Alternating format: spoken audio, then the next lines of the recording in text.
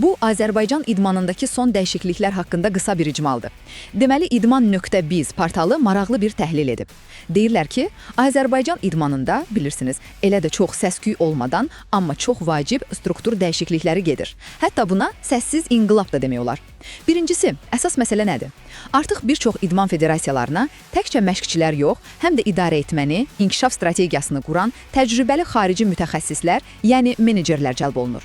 Məsələn, judoda Almaniyalı Richard Trautmann var, üzgüçülükdə isə Kanadalı Pierre Lafontaine.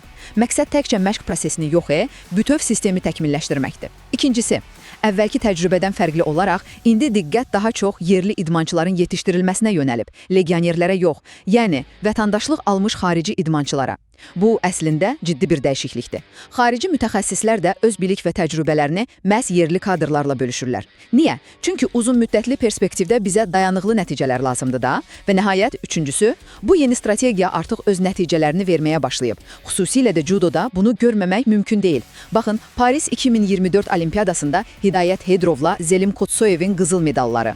Bu, super bir başlanğıcdır. Üstəlik, gənc judoçuların beynəlxalq uğurları da var. Məqsəd aydındır. Elə-belə tək-tük uğurlar yox, gələcəkdə stabil nəticələr verən, sistemli işləyən bir idman bazası yaratmaq. Bir sözlə, bu yeni yanaşma, bu səssiz inqilab Azərbaycan idmanının gələcəyi üçün daha möhkəm bir təməl qurmağı hədəfləyir.